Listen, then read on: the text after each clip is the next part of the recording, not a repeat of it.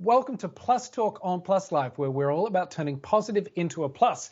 And boy, are we being positive today. Now, you may have heard the news headlines at the end of last year that the world's first HIV sperm bank has produced its first healthy babies. And I'm joined today with Mark Fisher. He is the Executive Director of Body Positive, all the way down there in New Zealand. Kia ora, Mark. Good to see you, sir.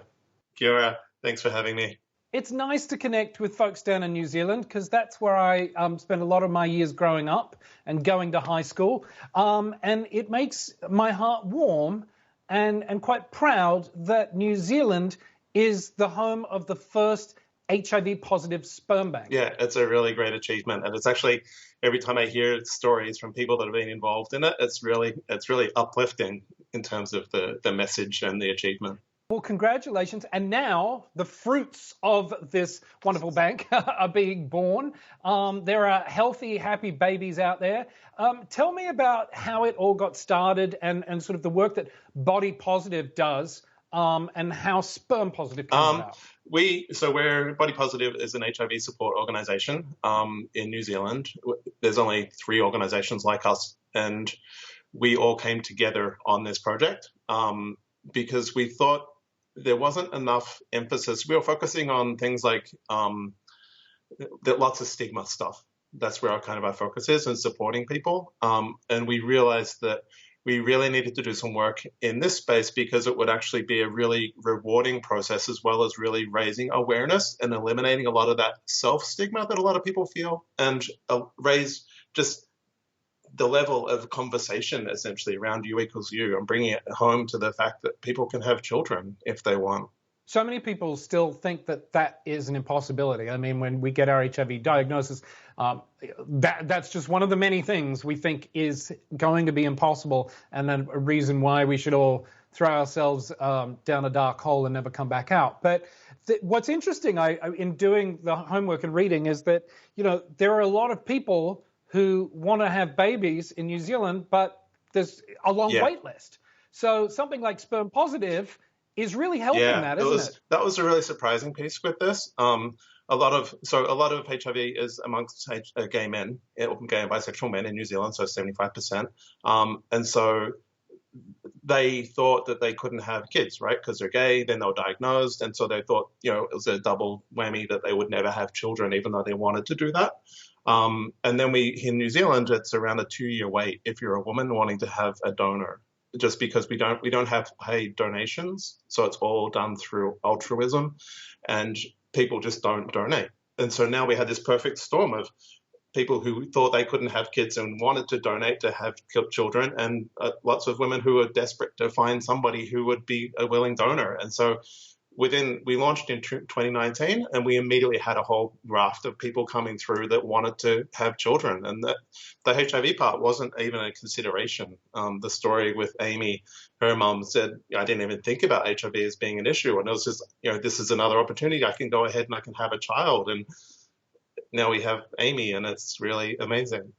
Talk about fighting HIV stigma, and to your point, we're fighting the stigma, and we're also doing some good as well with what you guys are doing there. You said you organised in 2019. Were there any pushbacks? I'm sure because of the stigma and people's uneducated views.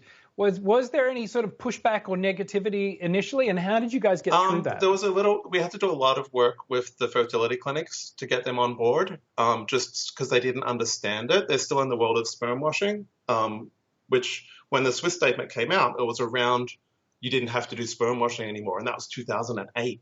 And we're still in that mindset. And so that's where they were coming from. And so we really had to change their way of thinking, their procedures and policies and stuff, so that they could support people through that process.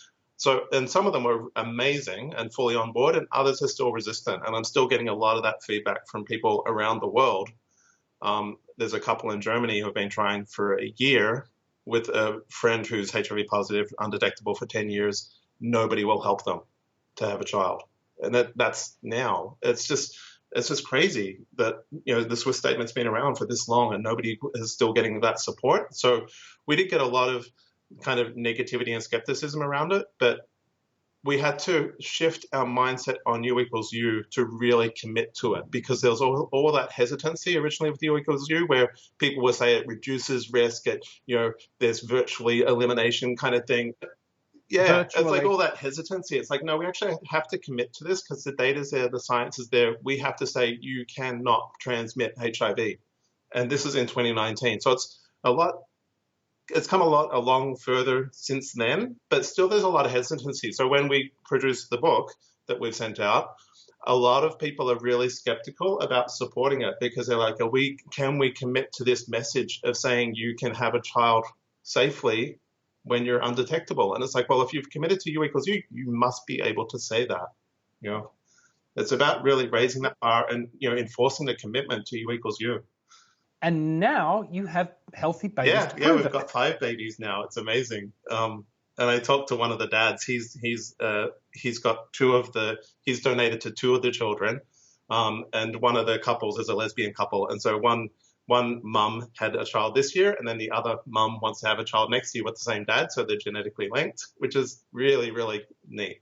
So yeah, and now he's looking at having a surrogate so he can have his own child as well. What has been sort of the reaction from the donors now that, as I said, babies are being born? What do you think this has done for HIV positive men and sort of that internalized stigma that so many of us live with?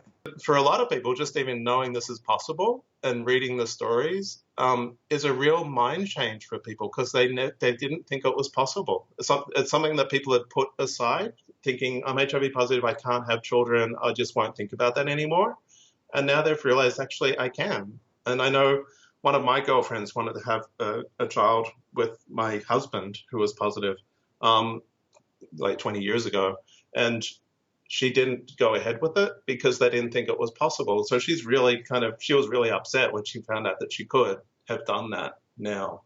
But so I think for the people that we're working with now, they're just elated that they can actually do this, because it's something they've always wanted to do, and now it's happened. And they've got kids, yeah. And you mentioned you talk to people all over the world, people in Germany. What's the reaction been like since these news headlines hit back in November of last year? And are you now getting an influx of people from all over the world going, when is New Zealand opening its borders so I can come down and donate? I'm getting a lot of, the problem is we're getting a lot of inquiries from places like Chile and other places where there's a lot of stigma just that's overwhelming for them. It's really heartbreaking in terms of what they're dealing with. And most of our focus at this point has been getting agencies to come on board to upskill and get behind the message. So in Germany, we're reaching out to HIV organizations there. I'm doing a lot of that in Canada, the US, the UK, trying to get them up to speed in terms of committing to this message and being really supportive and making sure that every person knows that they can have a kid if they want to, right? So that's kind of where we're putting it. And do you think that we're going to see more HIV positive sperm banks, not just in New Zealand, but, around the world, here in America? Well, what we're predominantly doing is we're doing a matching program. So we're connecting people up with other people that want to have children, and they don't actually need to go to a fertility clinic for the assistance because they don't have any other issues going on. So most of our people are doing home insemination. So that's really, and people just didn't realize they could even do that. It's like, if you do have a friend who you want to have a child with, you can just do it yourself, right? And if you don't want to do it naturally, then you can do, a turkey-based kind of model, and that's totally fine and it works, right? So, but if you want the extra support and the legal pieces, then you can go through a fertility clinic to make sure everything's safe and kind of well managed and all those kinds of things. But that's gonna take a little bit more work in overseas places to get those places on board to make sure they support, because they all immediately defer to sperm washing. And all they'll just reject outright in terms of supporting people. I think what you guys have done down there is phenomenal. And as I said, as someone who sort of holds New Zealand close to his heart, because I spent many of my formative years, I'm so proud to see that you guys are leading the way and showing the world, and just the ongoing support of U equals U and getting that message out there. And what better way to do it than producing beautiful, healthy, happy human beings. Mark Fisher, thank you so much for joining me. That's going to do it for this episode of Plus Talk. If you want more information about what we've talked about, check out our website, pluslifemedia.com. We'll put all the info up on there. And until next time, stay safe, take care of each other. And remember, you can always turn positive into a plus.